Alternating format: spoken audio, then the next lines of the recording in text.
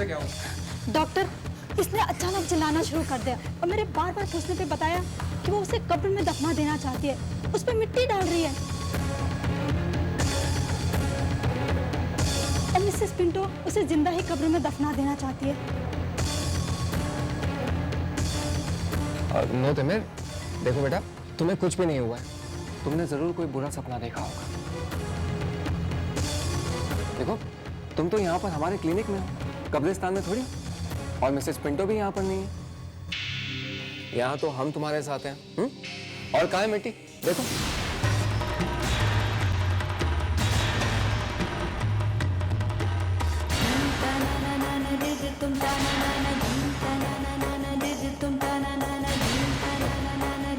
ऋत्विक, ये सच तो तुमने खुद देखा है।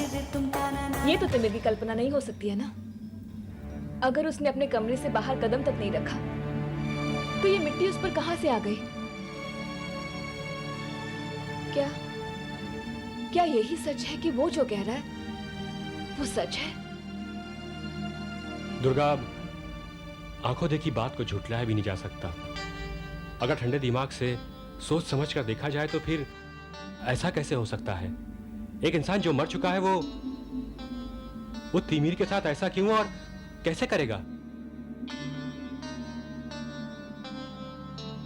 दुर्गा, अब जो भी है, हमें बस यही कोशिश करनी है कि किसी तरह तिमिर को समझाया जाए कि वो अपने दिल से उस डर को निकाल दे।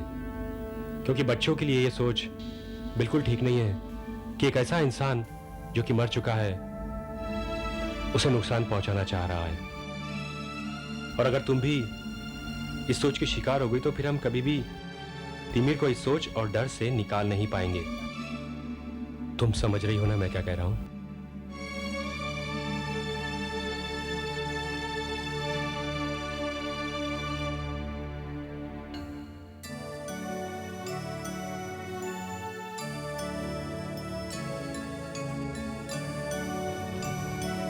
तुम्हें कुछ नहीं होगा, मैं हूं ना तुम्हारे साथ।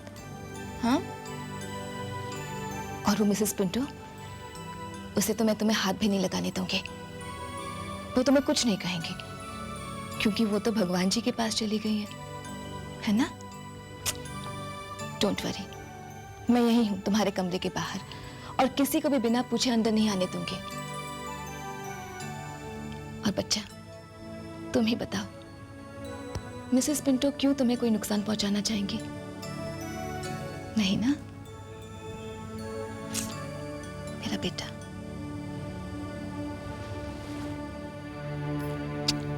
Good night.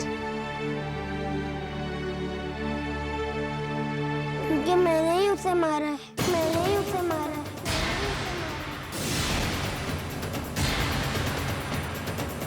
मैंने उसे जिंदा कब्र में दफना दिया। मुझे तिमिर के आसपास कुछ मुसीबतें, कुछ मुश्किलों का घेरा तंग होता नजर आ रहा था। अब समझ में आने लगी है मुझे। पर मैं जितना समझने की कोशिश करती हूँ और भी उलझती चली जाती हूँ। पता नहीं मेरे बेटे के साथ ऐसा क्यों हो रहा है। मैं आपके पास मदद के लिए आई हूँ और जानती हूँ कि आप, सिर्फ आप तिमिर की रक्षा कर सकती हैं। जानती हूँ कि आपने उमा जी को मेरे पास भेजा था और मानती हूँ कि मुझे उमा जी को ऐसे जाने के लिए नहीं कह देना चाहिए था। मगर उस वक्त मुझे ऐसा लग रहा था जैसे उन्हीं की वजह से तिमिर बिगड़ रहा है, हालात बिगड़ रहे हैं। मगर सच तो ये है कि जब से वो गई हैं, तिमिर के लिए एक ना एक नई मुसीबत खड़ी होती जा रही है। इतने बुरे हालात पहले कभी नहीं थे। हर पल मुझे ऐसा लगता है जैसे तिमिर की जिंदगी खतरे में है, जैसे मैं अपने बेटे को खो दूंगी। अब सिर्फ आप हमारी मदद कर सकती हैं। प्लीज प्लीज ना मत कहिएगा। इस वक्त तिमिर कहाँ है? डॉक्टर बख्शी की क्लिनिक में। उसे जल्द से जल्द घर ले आओ। घर पर तो वो डर जाता है। वो मिसेस पिंटो वाली बात कही थी ना मैंने आपको। क्यों? क्लिनिक में वो बात नहीं हुई थी? हुई थी ना? अब तिमीर को कहीं पर भी रखना खतरे से खाली नहीं होगा। उसे जल्द से जल्द घर ले आओ। तो क्या आप हमारी मदद करेंगी? गुरु माँ। दुर्गा, इतनी पढ़ी लिखी होने के बावजूद तुम इन बातों का सहारा ले रही हो? माना कि तिमिर के साथ जो कुछ भी हो रहा है, फिलहाल उन बातों का जवाब नहीं है हमारे पास, लेकिन वक्त के साथ वक्त ही तो नहीं है मेरे पास ऋत्विक। तिमिर की जिंदगी को खतरा है, अब मुझे कोई कदम उठाना ही है। लेकिन दुर्गा, एक औरत जो ऑलरेडी मर चुकी है, वो तिमिर को क्यों मारना चाहेगी? जानती हूँ तुम्हें ये सब बातें बहुत अजीब सी, बेमतलब सी लग रही होंगी। तुम इसे मेरा वहम समझ रहे हो, मगर मेरा विश्वास करो ऋत्विक, मैंने जिंदगी को बहुत करीब से देखा है, और जिंदगी में कितनी ही ऐसी बातें हैं जो हैं तो सही, मगर हमें दिखाई नहीं देती। मैंने किसी को प्यार की खातिर मरकर दोबारा इस दुनिया में आते देखा है।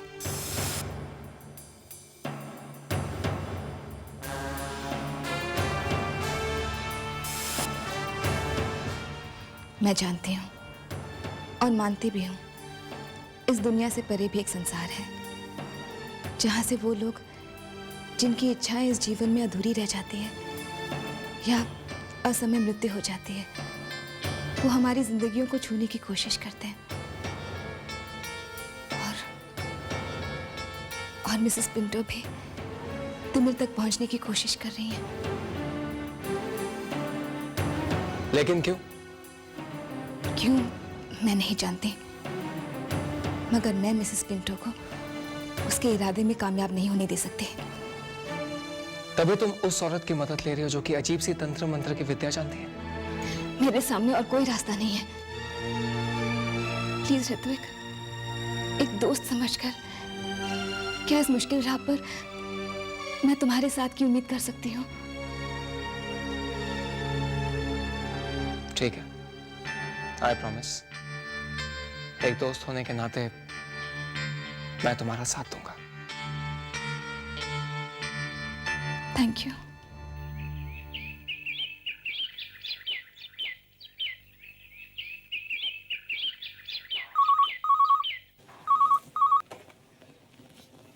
हेलो। हाय वृंदा। सुमित मुझे लग ही रहा था कि आज आपका फोन जरूर आएगा। कैसे हो आप? एकदम ठीक हूँ। खुशी और माहिर कैसे हैं? खुशी बिल्कुल ठीक है और माहिर भी ठीक है। वृंदा, मेरे पापा के बेस्ट फ्रेंड है ना बिग अंकल, उनकी बहन जोया आपा मुंबई आ रही हैं किसी काम के सिलसिले में। वो कितने दिन रहेंगी यहाँ मुंबई में? 1 महीने के करीब का प्रोग्राम है उनका। वृंदा, उन्हें रहने की जगह चाहिए होगी, जरा देख लेना प्लीज। अगर हो सके तो उन्हें अपने साथ ही। ये भी कोई कहने की बात है? मैं सब कुछ संभाल लूंगी। जोया आपा हमारे साथ रहेंगे यहाँ मुंबई में, आप बिल्कुल चिंता मत कीजिए। हाँ हाँ, मैं खुशी को भी बता दूंगी। अच्छा, मैं फोन रखती हूँ, आप अपना ख्याल रखिएगा।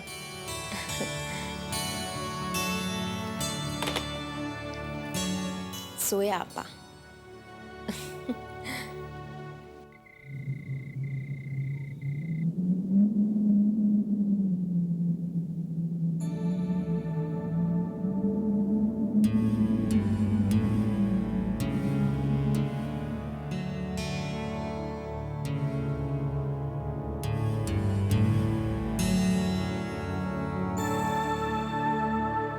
तिमिर, जो बातें तुम्हें डरा जाती है उनके बारे में सोचते क्यों हो?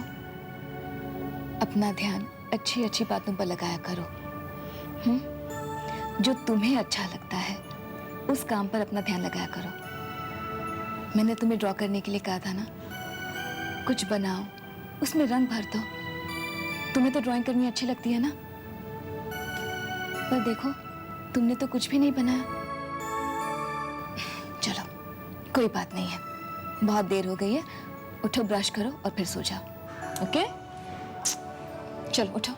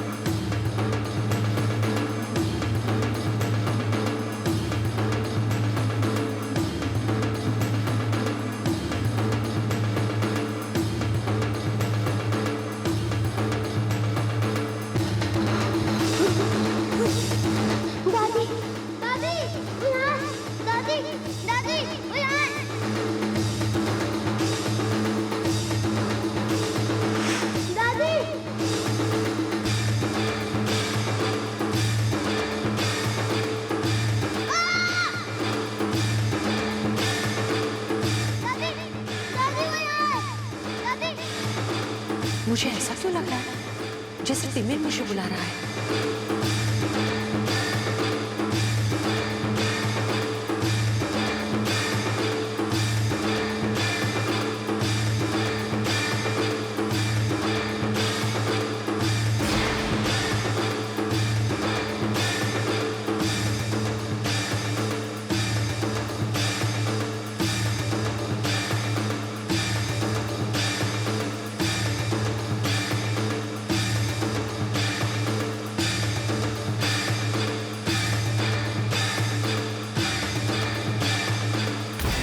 क्या हुआ तिमिर?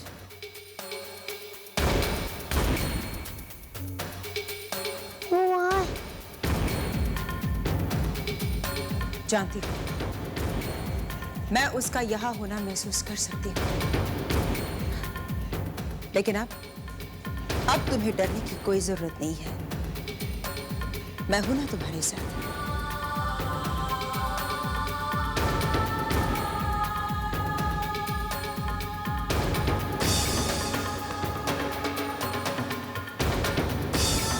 अब तुम्हें कोई छू भी नहीं सकता। तुम मेरे साथ सुरक्षित हो, बिल्कुल सुरक्षित। तिमिर, तिमिर, तिमिर!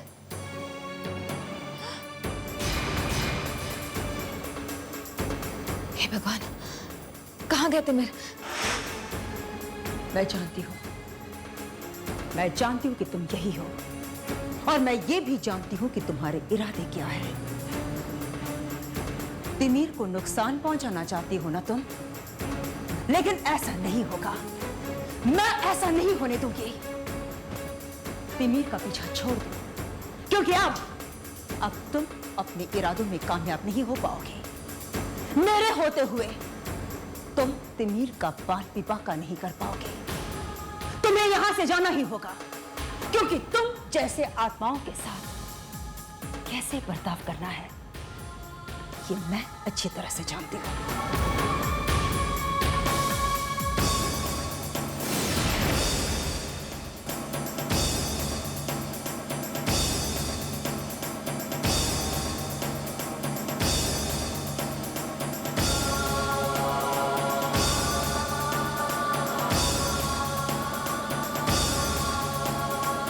वो चली गई है, उसे तो जाना ही पड़ेगा।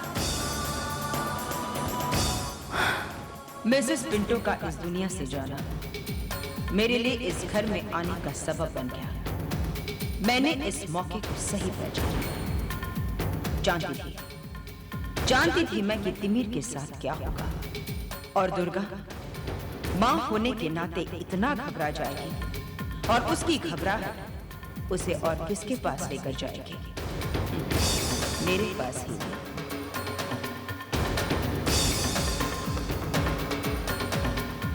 मुझे पता था कि तुम जरूर आओगे। मगर आप कैसे जानती थी? मुझसे कोई बात छिपी रही है अभी तक दुर्गा? तिमिर के साथ क्या होगा, क्या होने वाला है, मेरी नजरों से नहीं बच पाएगा। और तिमिर की सहायता करने के लिए मैं हर वक्त तैयार रहती हूँ, ये तुम भी जानती हो। जानती हूँ, पर दुर्गा, पर, लेकिन, किंतु, परंतु, शायद, इन शब्दों में खुद को मत बांधो। अब मेरे रास्ते, मेरे विधि विधान पर शक करना ही व्यर्थ है। इस बार अपना दिल पक्का कर लो। मुझे याद है वो दिन जब आर्यन को वापस पाने के लिए तुम मेरे पास आई थी, उपाय ढूंढते। तुम अपना पत्नी होने का हक वापस पाना चाहती थी, लेकिन आधे रास्ते में ही तुमने मेरा साथ छोड़ दिया। और उसके बाद जो अनर्थ हुआ, ये तो तुम जानती हो।